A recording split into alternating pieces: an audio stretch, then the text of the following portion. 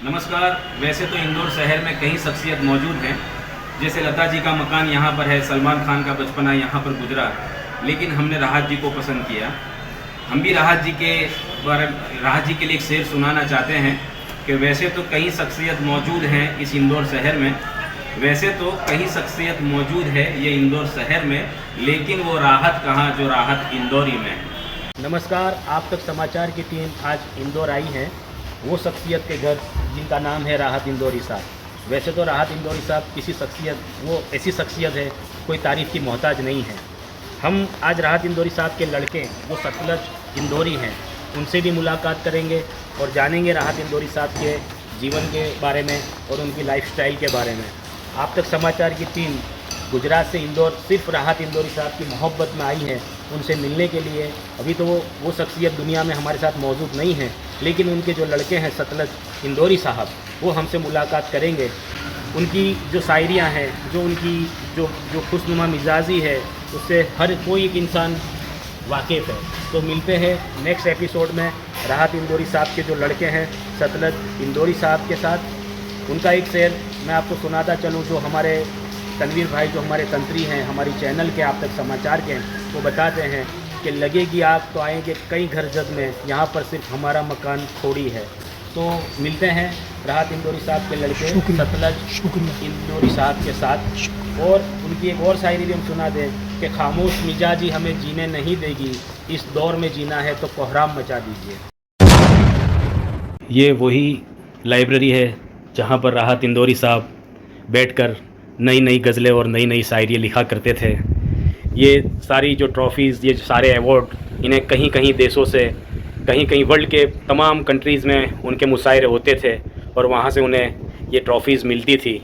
आज हम ये वो चेयर आपको दिखा रहे हैं जिस चेयर पर राहत इंदौरी साहब बैठते थे और अपने मुशायरे और अपनी सोचें चालू कर और अच्छे अच्छे मुशायरे हम पब्लिक और हम आवाम तक वो पहुँचाते थे।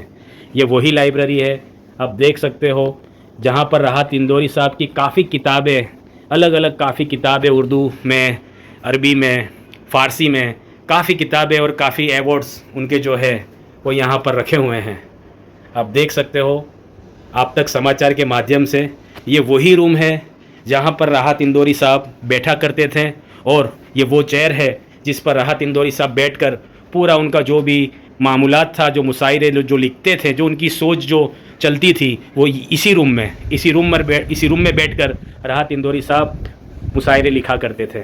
आप तक समाचार के माध्यम से हम वो रूम में पहुंचे हैं जो राहत इंदौरी साहब का ही रूम है और उनकी यहाँ पर ऑफिस है, वो इसमें ही बैठा करते थे।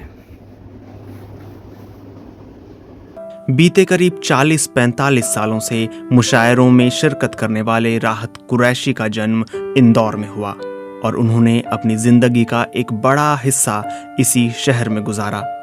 शायरी के अलावा राहत इंदौरी ने कई हिंदी फिल्मों के लिए गीत भी लिखे, जिनमें सर, जानम, खुद्दार, मर्डर, मुन्ना भाई MBBS, मिशन कश्मीर, करीब, इश्क और घातक प्रमुख हैं।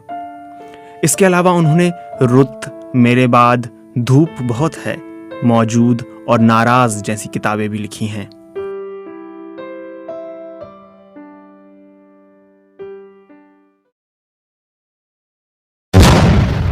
एपिसोड में राहत इंदौरी साहब के लड़के सतलज इंदौरी साहब से राहत इंदौरी साहब की लाइफ के लिए कुछ गुफ्तगू करेंगे। तो वो दौर आ चुका है, हमारे साथ मौजूद है। सर नमस्कार, आप तक समाचार में आपका स्वागत है। खलील साहब, आप तशरीफ लाए। ये इंदौर आपका शहर है, आपका घर है और राहत साहब मोहब्बत करते हैं तो ये आपका हक बनता था। तो अब हम गुफ्तगू करेंगे वही चंद सवालों पे जो राहत इंदौरी साहब की लाइफ के लिए थे। आप तक समाचार की टीम, जिस तरह से हमने बताया था कि एपिसोड 2 में राहत इंदौरी साहब के लड़के सतलज इंदौरी साहब से हम गुफ्तगू करेंगे, तो वो वक्त आ चुका है। नमस्कार सर, राहत इंदौरी साहब के जो लड़के हैं सतलज इंदौरी साहब, हमारे साथ, आपका स्वागत है सर आप तक समाचार न्यूज़ चैनल में। बहुत बहुत शुक्रिया खलील भाई, आप तशरीफ लाए और ये आपका घर है और राहत साहब का घर उन सब के लिए खुला है, उन सबका घर है जो उर्दू से मोहब्बत करते हैं, जो शायरी को अपने करीब पाते हैं। तो आपका बहुत बहुत इस्तकबाल है हमारे। जी सर। सर हमने देखा है कि जिस तरह से गुजरात से जो हमारी टीम यहाँ पर आई है, इनकी मोहब्बतें, राहत इंदौरी साहब की यादें आज दुनिया में नहीं हैं, लेकिन उसके बावजूद भी उनकी शायरियाँ, उनका जो नज़र, जो उनका ज़िंदगी जीने का जो अंदाज था, आज भी वो कहीं ना कहीं हमें याद दिला रहा है, इसलिए हम आज हमारी पूरी टीम आपके यहाँ पर आपके घर पर आई है। तो चंद सवाल आते हैं सर, मैं चाहता हूँ कि आप उसके हमें जवाब देंगे तो हमारे दर्शकों को पता चलेगा कि भाई उनकी ज़िंदगी और उनकी लाइफ स्टाइल क्या थी। तो पहले ये है कि सर सबसे पहले राहत इंदौरी साहब घर में कैसे इंसान थे? क्या वे मंच वाले राहत इंदौरी साहब थे क्या? नहीं, बहुत राहत साहब बहुत सादा तबीयत के एक जो मध्यम वर्गीय परिवार का एक इंसान होता है, उस तरह की उनकी लाइफ स्टाइल थी जी। और उनके दोस्त और उनके अहबाब भी हमेशा वही रहे जो बचपन से, जो उनके स्कूल के ज़माने के या उनके मोहल्ले के थे, वही लोगों से उनकी दोस्ती अपनी ज़िंदगी के आखिरी पड़ाव तक रही। और वो बम्बई में भी काफ़ी रहे, फिल्मी गाने भी लिखे, लेकिन वो फिर भी बम्बई में रह के भी इंदौर ही रहे जी। तो इंदौर से उनका लगाव, उनकी मोहब्बत हमेशा से कायम दायम रही और बहुत नॉर्मल और बहुत आम इंसान की तरह वो ज़िंदगी गुजारते थे जी। और बहुत सादा तबीयत थे। जी सर। सर एक पिता के रूप में उनके सबसे बड़ी सीख आपके लिए क्या थी जो आप आज भी आपके साथ है? जी देखिए, राहत साहब की तो हर बात मेरे लिए एक सीख है, मेरे लिए एक रहबर की तरह वो उनकी बातें मेरा रहनुमाई करती हैं। और एक उनकी शायरी को भी आप सुनेंगे तो आपको इस बात का एहसास होगा कि उनकी शायरी में दो एलिमेंट बहुत ज़्यादा हैं, एक हौसला और एक ईमान। उनकी शायरी में आपको ईमान और हौसला मिलेगा। तो मैं उनकी शायरी से, उनकी शख्सियत से ख़ास तौर पे ईमान और हौसले की बात को अपने अपने अपने साथ पाता हूँ, क्योंकि आप जो भी राहत साहब का शेर पढ़ेंगे कि मेरे अंदर से एक एक करके सब कुछ हो गया रुखसत, जी जी जी, मगर एक चीज बाकी है जिसे ईमान कहते हैं, या जुगनुओं को साथ लेके रात रोशन कीजिए, जी, रास्ता सूरज का देखा तो सहर हो जाएगी, जी बिल्कुल, या रिवायतों की सफ़े तोड़कर बढ़ो वरना जो तुमसे आगे हैं वो रास्ता नहीं देंगे। जी जी बिल्कुल। तो राहत साहब की शायरी आप जब आप गहरी नजरों से जब देखेंगे तो उसमें आपको हौसला और ईमान जरूर मिलेगा। जी बिल्कुल। और सितारे नोच कर ले जाऊंगा मैं खाली हाथ घर जाने का नहीं।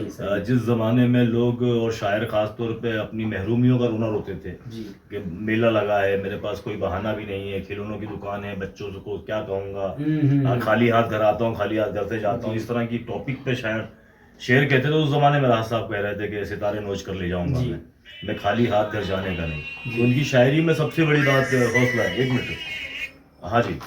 राहत साहब के शेर सबसे ज्यादा गुनगुनाते हैं जी, और आपको क्या लगता है कि उनकी शायरी आज भी इतनी प्रासंगिक क्यों है?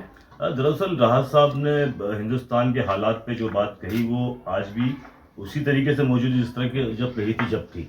राहत साहब की शायरी तब तक रेवेलेंट है जब तक हालात नहीं सुधरते। उनकी शायरी गैर बराबरी के खिलाफ थी और जो निज़ाम मजलूम के खिलाफ है उसके लिए आवाज़ उठाती थी कि सभी का खून है शामिल यहाँ की मिट्टी में, किसी के बाप का हिंदुस्तान थोड़ी है। तो जब तक हिंदुस्तान में ये जो गैर बराबरी है या छोटे और बड़े का फ़र्क है, तब तक राहत साहब की शायरी प्रासंगिक रहेगी। और राहत इंदौरी का आवाज़ का नाम है, आवाज़ कभी ख़त्म नहीं होती है। और आपको जानकर हैरत होगी कि राहत साहब के इंतकाल के बाद उनके शेर ज़्यादा सुनाए जा रहे हैं।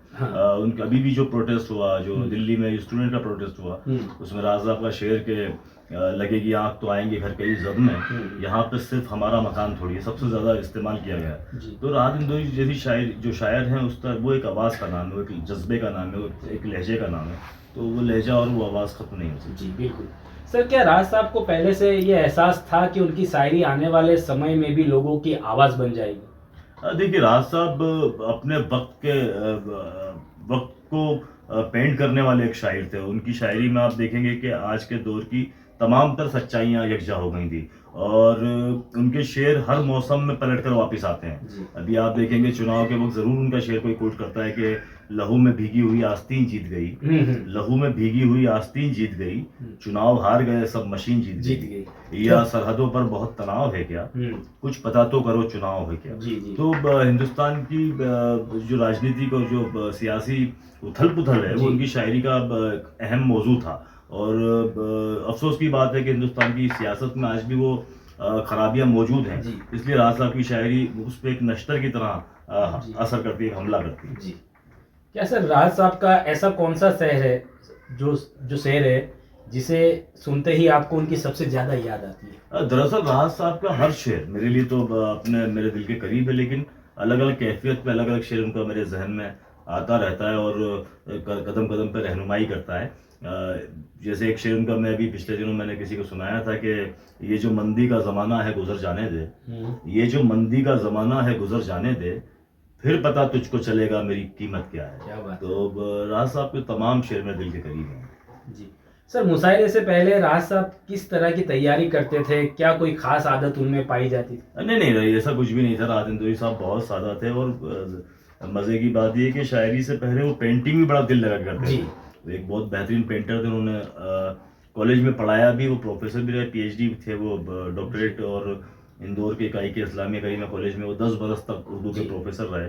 तो वो जब प्रोफेसर ही करते थे या जब वो उस्ताद थे, तो उनके स्टूडेंटों का कहना है कि वो एक बहुत माहिर उस्ताद की तरह लोगों से, और जब वो पेंटिंग करते थे तो बहुत डूब के करते थे। उसी तरीके जब वो शायरी पढ़ते थे तो वो उसको पूरी तरीके से अपने ऊपर तारी कर लेते थे। तो वो उनका एक जज्बा था।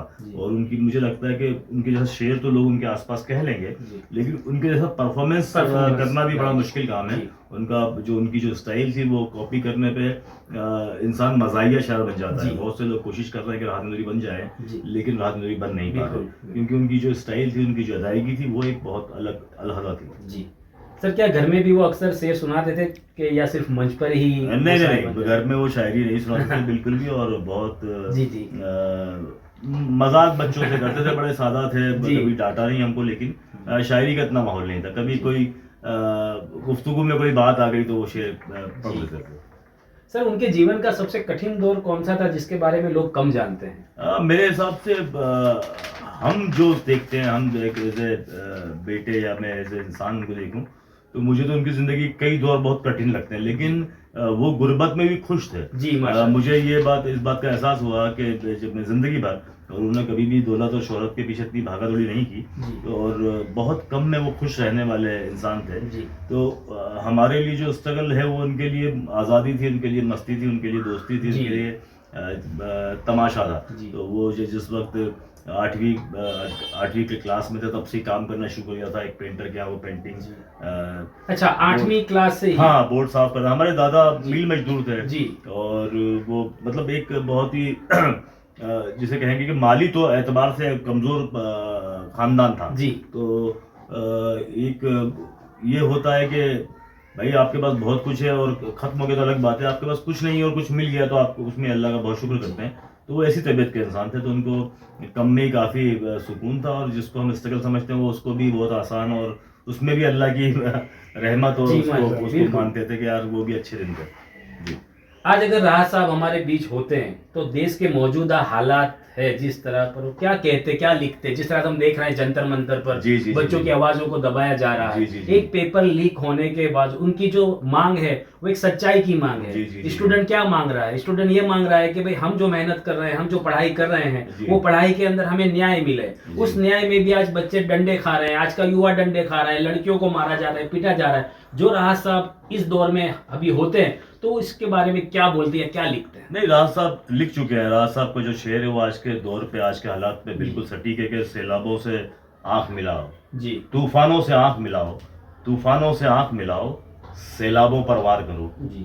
तूफानों से आंख मिलाओ, सैलाबों पर वार करो, मल्लाहों का चक्कर छोड़ो, तेरे के दरिया पार करो। तो हमारे मुस्तकबिल के लिए, हमारे बच्चों के लिए, हमारे स्टूडेंट्स के लिए यही रास्ता है कि वो अपनी मुश्किलों का हल खुद ढूंढे। बिल्कुल तैर के रास्ता पार करना पड़ेगा, और आप देखिए उन्होंने तैर के आज दरिया पार भी कर लिया। आज उन एक स्टूडेंट्स के प्रोटेस्ट का नतीजा ये निकला कि एक मंत्री को इस्तीफा देना पड़ा जी। तो राहत साहब का एक शेर और फिर सुनिए आपकी, जो चढ़ी हुई है जो नदी, चढ़ी हुई है जो नदी उतर भी सकती है, जो मौत बांट रही है वो मर भी सकती है, जरा सा लहजे को तब्दील करके देखा था, पता चला कि ये दुनिया तो डर भी सकती है जी। क्या बात। तो राहत साहब मौजूद हैं, उनके शेर अभी भी पूरी तरीके से हावी हैं पूरे मुआशरे के ऊपर। सर, उनके लिखे हुए शेरों में या डायरी में कोई कभी कुछ ऐसा भी है जो लोगों के सामने नहीं आया? नहीं, हमने राहत साहब के इंतकाल के बाद अभी 2025 1 जनवरी 2025 को उनकी एक जो कुलियात निकाली है, रेख्ता के साथ कुलियात है, ये मैं जिंदा हूँ, उसमें उस राहत साहब का तमाम कलाम हमने एक साथ शाया किया है। और उसके अलावा राहत साहब की एक खूबी ये थी कि नातिया कलाम वो कभी भी कागज पे नहीं लिखते। अच्छा। राहत साहब ने नातिया कलाम हमेशा अपने जहन में रखा। हमने उसको भी अब कलमबंद करके राहत साहब की नातिया कलाम को भी उसमें जगह दी है। तो वो जो उनकी किताब है मैं जिंदा हूँ, वो बेस्ट सेलर है और उसमें तमाम कलाम राज साहब का मौजूद है। जी जी जी सर, क्या राज साहब की कोई ऐसी अधूरी इच्छा या सपना था कि जिसे परिवार आज भी पूरा करना चाहता है? नहीं, वो राज साहब बहुत ज़्यादा मुतमईन और बहुत ज़्यादा संतुष्ट इंसान थे और मौत से उनको बड़ी मोहब्बत थी। मौत से डरने वाले इंसान नहीं थे। आप शायरी भी उनकी देखेंगे तो आपको लगेगा कि हाँ ये मौत से मिलना चाहते हैं। कि ए मौत तूने मुझको जमींदार कर दिया, दो गज सही मगर ये मेरी मिल्कियत तो है, 2 गज सही मगर ये मेरी मिल्कियत तो है। ए मौत तूने मुझको जमींदार कर दिया, या मौत कलाती है आज आ जाए डरता कौन है जी। तो उनके शेरों में, उनकी शायरी में मौत को लेके बहुत मतलब इतना ज्यादा डर या खौफ नहीं दिखता था जी। तो राज साहब मौत को बहुत ज्यादा उस पर दिमाग नहीं लगाते थे जी। अंत में सर, हमारे दर्शकों के लिए राहत इंदौरी साहब का अपना सबसे पसंदीदा शेर सुनाए जो आज भी दिलों में जिंदा है। राज साहब के तमाम शेर मैंने आपसे पहले भी कहा, लेकिन अभी के हालात में मैं एक शेर राज साहब का खास तौर पे आपसे कहना चाहूंगा कि मैं जब मर जाऊं तो मेरी अलग पहचान लिख देना जी। मैं जब मर जाऊं तो मेरी अलग पहचान लिख देना, लहू से मेरी पेशानी पे हिंदुस्तान लिख देना जी। तो ये राज साहब का शेर मैं आप सबके सुनने वालों के लिए। देखिए, जहाँ राहत इंदौरी साहब जो टेरेस पे बैठते थे और कहीं कहीं घंटों तक बैठकर अपनी शायरियाँ लिखते थे, तन्हाई में बैठते थे, अकेले बैठते थे, उन्हें कोई डिस्टर्ब करने वाला नहीं होता था। मैं कैमरामैन से बोलना चाहूँगा कि वो पूरा गार्डन बताएं जो उनके टेरेस पर है। यहाँ पर कहीं कहीं घंटों तक ये वो शख्सियत राहत इंदौरी साहब, ये जो सोफ़ा है जो इनके लड़के हमें बता रहे हैं कि इस सोफ़े पर बैठकर, जी सर बिल्कुल मैं सही बता रहा हूँ, जी बिल्कुल राहत इंदौरी साहब यही सोफ़े पर बैठकर 2-2 घंटे 3-3 घंटे तक पूरी शायरियाँ लिखते थे, उनके मन की बातें लिखते थे जो दुनिया के पास आती थी और हमें कुछ सीखने मिलता था। एक दौर ये भी था कि लोग ऐसा बताते थे कि भाई पेन और कलम से ही इल्म मिलता है, लेकिन हमने राहत इंदौरी साहब से सीखा कि पेन और कलम के बगैर भी इल्म मिलता है, वो राहत इंदौरी साहब ने हमें दिया। कभी भी हम चाहते थे कि भाई कोई इंसान डिप्रेशन में है या कोई इंसान तनाव में है, वो 10 मिनट राहत इंदौरी साहब को सुन लेता था तो उसे जिंदा दिली आ जाती थी। ये वो शख्सियत थी जो राहत इंदौरी थे।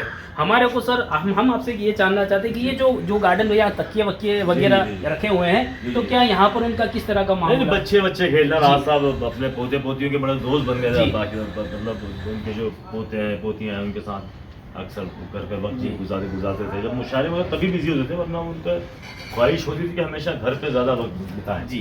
तो अपने बच्चों के साथ, अपने पोता पोतियों के साथ वो बड़ा वक्त गुजारते थे, नीचे लाइब्रेरी में और यहाँ पर ऊपर। वैसे तो राहत इंदौरी साहब के लड़के बॉम्बे ही रहते हैं, ये तो हमारी खुशनसीबी है आप तक समाचार टीम की कि हमें साहब मिल चुके हैं और हमारा उनके साथ इंटरव्यू हो गया। तो सभी आप तक समाचार के दर्शकों को हमारी तरफ से, राहत इंदौरी साहब की तरफ से खूब खूब धन्यवाद, बधाइयाँ। अल्लाह सबको खुश रखे। अस्सलाम वालेकुम। आप तक समाचार हमेशा रखे आपको आगे।